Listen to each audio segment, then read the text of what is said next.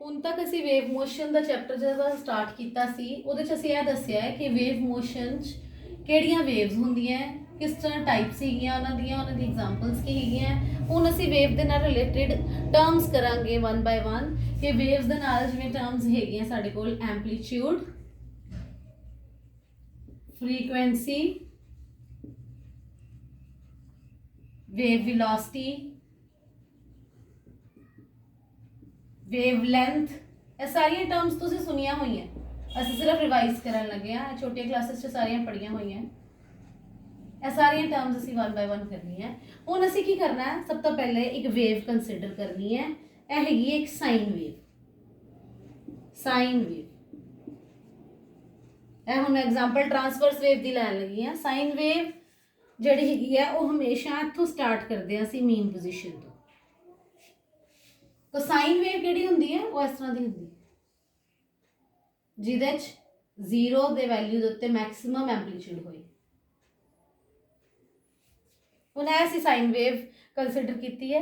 Sine wave इहनूं क्यों कहंदे आ, क्योंकि साइन वेव च की हुंदा है, साइन वेव च सानूं पता है कि साइन 90 किहदे इक्वल हुंदा है, 1 दे इक्वल। साइन 0 किहदे इक्वल हुंदा है, 0 दे इक्वल। हुण इह 0 वैल्यू हैगी है, मतलब पार्टिकल जिहड़ा इत्थे होएगा, ठीक है, वो वैल्यू 0 है तो 0 वैल्यू इत्थे कि साइन जे 0 लवांगे तो फिर की होएगा, कोसाइन 0 के उत्ते 1 वैल्यू हुंदी है, ठीक है। इसका मतलब है कि यह 0 तुहाडे कोल एंगल है, इनू एंगल इधर लेना है, डिसप्लेसमेंट इधर लेना है, यह याद रखना है। इधर साइड डिसप्लेसमेंट हुंदी है, इधर एंगल हुंदा है। हुण यह एंगल किहड़ा हैगा, यह एंगल हैगा पार्टिकल दा। जो पार्टिकल कोई वाइब्रेट कर रहा है वो कितना एंगल सबटेंड कर रहा है, कितना एंगल बना रहा है इस पर्टिकुलर टाइम के उत्ते, वो एंगल इत्थे हैगा। इनू असीं डिटेल अगों भी करांगे, मैं तुहानूं दसांगी सर्कुलर मोशन बना के कि किस तरह असीं एंगल डिफाइन करना है। पर फिलहाल तुसीं यह याद रखना है कि इधर एंगल लेना है, इधर डिसप्लेसमेंट लैनी है। हुण जदों साइन 0 0 हुंदा है, इस करके यह वैल्यू इत्थे 0 होएगी, ते इत्थे कॉस 0 1 हुंदा है, इसलिए इत्थे मैक्सिमम वैल्यू होएगी। इत्थे हौली हौली की होएगा, इत्थे 90 डिग्री जिवें तुसीं लै रहे हो, यह मीन यह हैगा तुहाडे कोल 90, ठीक है।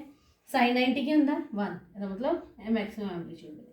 इस तरह इहदा तो ऑपोजिट चलेगा, यह जिहड़ा कॉस दा ग्राफ है, क्योंकि कॉस 90 की हुंदा 0, इसदा मतलब है इसकी वैल्यू इत्थे 0 हो जाएगी, मीन पोजीशन पे आ जाएगा। यह कोसाइन वेव हैगी है, यह साइन वेव है। हुण असीं सारे आर्टिकल्स यह साइन वेव लैके चलांगे, इहनूं ही अगों एक्सप्लेन करांगे ताकि तुहानूं यह वैल्यू सारियां डिफाइन हो जाए। हुण सब तो पहले असीं की करना है, कोई सिंगल वेव लैनी है, साइन वेव, ठीक है। यह आ गया तुहाडे कोल एंगल, यह तुहाडे कोल आ गया वाई डिसप्लेसमेंट। हुण इस वेव च साडे कोल दो चीज़ां हैगियां, if the particle is moving, ठीक है। यह हुण पार्टिकल असीं कंसिडर कर रहे हैं। सपोज एक पेंडुलम ही लै लईए, वो पेंडुलम दा बॉब हैगा, ठीक है, यह पेंडुलम इत्थों लटकिया होया, यह फिक्सड एंड हैगा उधर। यह पेंडुलम नूं इत्थों बॉब तो फड़ के इधर नूं डिसप्लेस करना, इधर पहुंच जाएगा, ठीक है। हुण यह वाली पोजीशन नूं की कहंदे आ, मीन पोजीशन। इहनूं की कहंदे आ, एक्सट्रीम पोजीशन। हुण यह पार्टिकल जिहड़ा हैगा है, बॉब जिहड़ा हैगा इत्थों असीं इधर नूं डिसप्लेस कीता, इहनूं छड्ड दोगे तो की होएगा, वापस इत्थे आएगा। उस तो बाद इधर नूं जाके फिर वापस, यह किहड़ी पोजीशन होगी, यह भी एक एक्सट्रीम पोजीशन होगी। दो एक्सट्रीम पोजीशंस हो गई, एक मीन पोजीशन होगी। हुण असीं यही पार्टिकल जिहड़ा वाइब्रेट कराया है, इहदी पोजीशन असीं इहदे ते ड्रॉ करनी है, यह ग्राफिकली ड्रॉ करनी है।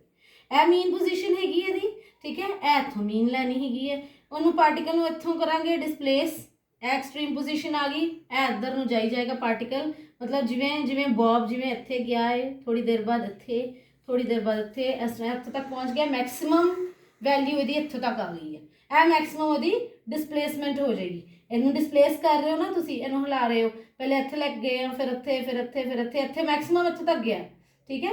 इस तरह ही पार्टिकल नूं ग्राफिकली ड्रॉ करना है, तो इस तरह की होएगा, पार्टिकल सब तो पहले इत्थे सी मीन पोजीशन ते, उस तो बाद पार्टिकल नूं इत्थे लग गए, फिर इत्थे, फिर इत्थे, फिर इत्थे, इत्थे मैक्सिमम की आ गया दी एक्सट्रीम पोजीशन आ गई जो असीं इत्थे बनाई है, ठीक है। जे इनू ए बी सी लेना है तो यह तुहाडे कोल ए पोजीशन आ जाएगी, यह तुहाडे कोल बी पोजीशन आ जाएगी, यह तुहाडे कोल किहड़ी पोजीशन आएगी, जो पार्टिकल इत्थे चला गया, ठीक है। फिर वापस आएगा ना मीन पोजीशन। पोजीशन दे उत्ते जो पार्टिकल ए नू बी लैके जाओगे बी तो फिर वापस ए ते आएगा, मतलब ए तो बी लैके जाओगे बी तो फिर ए आएगा, ए फिर ए पोजीशन आ गई।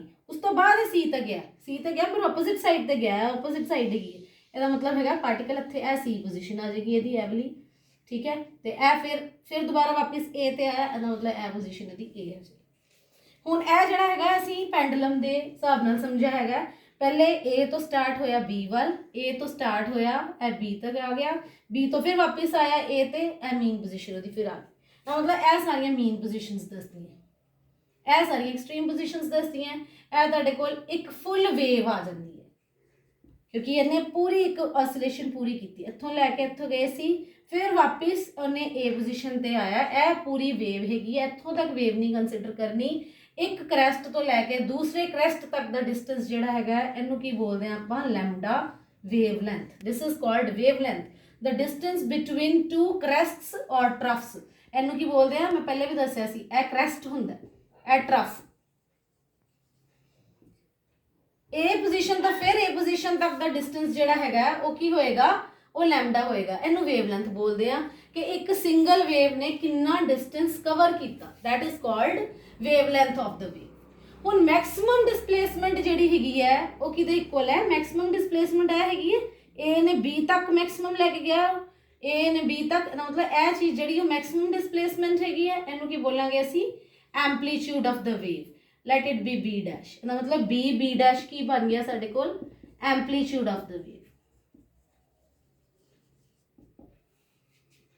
ਇਹ ਹੋ ਗਈਆਂ mean positions, ਇਹ ਹੋ ਗਈ extreme position, ਇਹ ਕੀ ਹੋ ਗਿਆ, ਇਹ ਹੋ ਗਿਆ amplitude of the wave। A is the amplitude of the wave, maximum displacement। ਇਹ ਤੇ ਇੱਕ ਕ੍ਰੈਸਟ ਤੇ ਦੂਸਰੇ ਕ੍ਰੈਸਟ ਤੇ ਡਿਫਰੈਂਸ ਕਿਹਨੂੰ ਬੋਲਣਾ ਹੈ, ਉਹਨੂੰ ਬੋਲਣਾ ਅਸੀਂ ਲੈਮਡਾ, ਠੀਕ ਹੈ। ਹੁਣ ਅਸੀਂ ਨੈਕਸਟ ਕੀ ਕਰਨਾ ਹੈ, ਟਾਈਮ ਪੀਰੀਅਡ। ਟਾਈਮ ਪੀਰੀਅਡ ਕੀ ਹੁੰਦਾ ਹੈ ਕਿ ਇੱਕ ਵੇਵ ਨੇ ਇੰਨਾ ਡਿਸਟੈਂਸ ਕਵਰ ਕਰਨ ਲਈ ਕਿੰਨਾ ਟਾਈਮ ਲਿਆ, time taken by a wave to complete one wavelength. ਇੱਕ ਲੈਮਡਾ ਕਵਰ ਕਰਨ ਲਈ ਇੱਥੋਂ ਲੈ ਕੇ ਇੱਥੋਂ ਤੱਕ ਪਹੁੰਚਣ ਲਈ ਉਹਨੇ ਕਿੰਨਾ ਟਾਈਮ ਲਿਆ, that is called the time period of the wave, ਠੀਕ ਹੈ। ਦੂਸਰੀ ਗੱਲ ਕੀ ਹੈਗੀ ਹੈ, ਹੁਣ ਫ੍ਰੀਕੁਐਂਸੀ ਤੇ wave velocity. Wave velocity general velocity ਵਾਂਗ ਹੈਗੀ ਹੈ। ਵੈਲੋਸਿਟੀ ਕੀ ਹੁੰਦਾ ਹੈ, ਡਿਸਟੈਂਸ ਓਵਰ ਟਾਈਮ। ਉਹੀ ਵੈਲੋਸਿਟੀ ਅਸੀਂ ਇੱਥੇ ਲੈਣੀ ਹੈਗੀ ਹੈ ਕਿ ਵੇਵ ਨੇ डिस्टेंस कुछ पर्टिकुलर कवर किया एक सैकेंड च या किन्ने टाइम च, ਉਹਨੂੰ ਅਸੀਂ ਵੇਵ ਵੈਲੋਸਿਟੀ ਬੋਲਣਾ। Wave velocity is displacement or distance covered by the wave in a given time over time taken। ਇਹ ਤਾਂ ਜਨਰਲ ਫਾਰਮੂਲਾ ਹੋ ਗਿਆ ਵੈਲੋਸਿਟੀ ਦਾ, ਠੀਕ ਹੈ। v ਨਾਲ ਡਿਨੋਟ ਕਰਨਾ, ਵੇਵ ਵੈਲੋਸਿਟੀ ਵੀ ਬੋਲ ਦਿੰਦੇ, ਵੈਲੋਸਿਟੀ ਵੀ ਬੋਲ ਦਿੰਦੇ। So velocity of the wave is given by distance over time taken। ਹੁਣ ਇਹ ਵਾਲਾ distance ਕਿਹੜਾ ਹੋਏਗਾ, ਕਿਉਂਕਿ distance ਤੇ ਉਹਨੇ lambda ਕਵਰ ਕੀਤਾ, ਠੀਕ ਹੈ। ਇਹਦਾ ਮਤਲਬ distance d ਨਹੀਂ ਲੈਣਾ, ਇਸ ਕੇਸ 'ਚ lambda ਲੈਣਾ ਕਿਉਂਕਿ ਅਸੀਂ ਵੇਵ ਦੀ ਗੱਲ ਕਰ ਰਹੇ ਹਾਂ। time taken is t, capital T ਨਾਲ ਇਹਨੂੰ ਡਿਨੋਟ ਕਰਦੇ ਹਾਂ ਅਸੀਂ time taken। ਹੁਣ ਵੇਵ ਲੈਂਥ ਜਿਹੜੀ ਹੈ ਉਹ ਅਸੀਂ ਡਿਸਟੈਂਸ ਲੈ ਰਹੇ ਹਾਂ, ਮਤਲਬ ਡਿਸਟੈਂਸ ਜਿਹੜਾ ਹੈਗਾ ਉਹ ਮੀਟਰ ਸੈਂਟੀਮੀਟਰ 'ਚ ਹੁੰਦਾ, ਇਸ ਕਰਕੇ lambda ਦਾ ਯੂਨਿਟ ਕੀ ਬਣੇਗਾ ਸਾਡੇ ਕੋਲ, ਮੀਟਰਸ ਜਾਂ ਸੈਂਟੀਮੀਟਰ।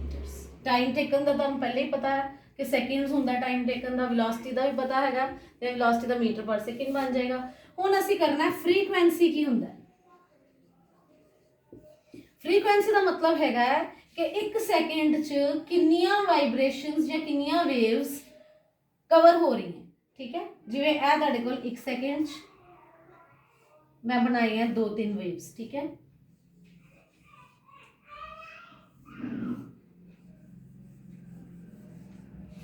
ਹੁਣ ਇਹ ਸਾਡੇ ਕੋਲ ਇੱਕ ਹੈਗਾ ਸੀ ਕਿ ਇਹ ਸਪੋਜ਼ ਟਾਈਮ ਇੱਥੋਂ ਲੈ ਕੇ ਇੱਥੋਂ ਤੱਕ ਦਾ ਟਾਈਮ ਜਿਹੜਾ ਸਾਡੇ ਕੋਲ 1 ਸੈਕਿੰਡ ਲੱਗਾ, ਠੀਕ ਹੈ।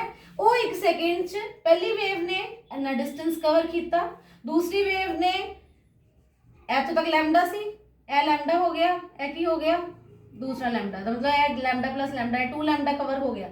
ਤੀਸਰੀ ਵੇਵ ਨੇ ਕਿੰਨਾ ਕੀਤਾ, ਇੱਥੋਂ ਤੱਕ 1 ਹੈ 2 3 4, मतलब 3-4 लैम्डा कवर हो गई। मतलब कि जो नंबर ऑफ साइकल्स है या वेव्स है 1 सैकेंड च कितनियां कवर हो रही हैं, उन्होंने ਅਸੀਂ फ्रीकुएंसी बोलांगे। ਇਹਦੀ फ्रीकुएंसी सब तो घट है, उस तो ज़्यादा जो नंबर ऑफ वेव्स वधी जाएंगे तो फ्रीकुएंसी वधी जाएगी। ਇਹਦਾ मतलब फ्रीकुएंसी की हो गया, नंबर ऑफ कंप्लीट वेव्स या रोटेशंस इन 1 सेकेंड। 1 ਸੈਕਿੰਡ ਕਿੰਨੇ ਸਾਈਕਲਸ ਪੂਰੇ ਹੋਏ। ਹੁਣ ਇਹ ਫ੍ਰੀਕੁਐਂਸੀ ਜਿਹੜੀ ਹੁੰਦੀ ਹੈ ਟਾਈਮ ਦੇ ਆਪੋਜ਼ਿਟ ਹੁੰਦੀ ਹੈ, ਇਹਦਾ ਰੈਸੀਪ੍ਰੋਕਲ ਹੈਗੀ। Frequency is given by 1 by time taken, ਕਿਉਂਕਿ ਜਿੰਨਾ ਟਾਈਮ ਲਈ ਜਾਵਾਂਗੇ ਉਹਦੇ 'ਚ ਕੀ ਹੋਏਗਾ, ਫ੍ਰੀਕੁਐਂਸੀ ਸਾਡੇ ਕੋਲ ਰੈਸੀਪ੍ਰੋਕਲ ਆਏਗਾ। ਠੀਕ ਹੈ, ਜਿੰਨਾ ਜ਼ਿਆਦਾ ਟਾਈਮ ਲਈ ਜਾਵਾਂਗੇ ਫ੍ਰੀਕੁਐਂਸੀ ਉਨੀ ਹੀ ਘਟੀ ਜਾਏਗੀ। ਹੁਣ frequency is equal to 1 by time taken, ਇਹਦਾ ਮਤਲਬ ਹੈਗਾ ਕਿ ਜੇ ਅਸੀਂ ਰਿਲੇਸ਼ਨ ਕਰਨਾ ਹੈ ਤਿੰਨਾਂ 'ਚ, ਵੇਵ ਵੈਲੋਸਿਟੀ, ਲੈਮਡਾ 'ਚ ਤੇ ਟੀ 'ਚ, ਤੇ ਫਿਰ ਅਸੀਂ ਕੀ ਕਰਾਂਗੇ, ਇਹ ਦੇਖੋ wave velocity is equal to lambda by T, ਇਹਨੂੰ ਲਿਖ ਸਕਦੇ ਹਾਂ lambda into 1 by time taken, ਕਿਉਂਕਿ ਮਲਟੀਪਲੀਕੇਸ਼ਨ ਹੈਗਾ। 1 ਬਾਈ ਟਾਈਮ ਟੇਕਨ ਕੀ ਹੁੰਦਾ ਹੈ, ਮੈਂ ਤੁਹਾਨੂੰ ਦੱਸਿਆ ਕਿ 1 ਬਾਈ ਟਾਈਮ ਟੇਕਨ ਫ੍ਰੀਕੁਐਂਸੀ ਹੁੰਦੀ ਹੈ। ਸੋ ਲੈਮਡਾ ਇੰਟੂ ਫ੍ਰੀਕੁਐਂਸੀ ਲਿਖ ਸਕਦੇ ਹੋ। ਫ੍ਰੀਕੁਐਂਸੀ ਨੂੰ ਡਿਨੋਟ ਕਿਹਦੇ ਨਾਲ ਕਰਦੇ ਆ, ਨਿਊ ਦੇ ਨਾਲ। ਲੈਮਡਾ ਤੇ ਨਿਊ ਸਾਰੇ ਗ੍ਰੀਕ ਲੈਟਰਸ ਹੈਗੇ ਆ, ਇਹਨੂੰ ਬੋਲਦੇ ਲੈਮਡਾ। ਇਹ ਕੀ ਹੈਗਾ, ਨਿਊ ਫ੍ਰੀਕੁਐਂਸੀ। ਠੀਕ ਹੈ, ਵੀ ਵੈਲੋਸਿਟੀ, ਇਹ ਪਾਣ ਲੱਗਿਆ ਥੋੜਾ ਡਿਫਰੈਂਸ ਰੱਖਣਾ ਹੈਗਾ ਸਿੰਬਲ 'ਚ, ਇਸ ਤਰ੍ਹਾਂ ਹੈਗਾ, this is new. So v velocity is equal to nu into lambda. This is the relationship between wave velocity, lambda and frequency. Okay.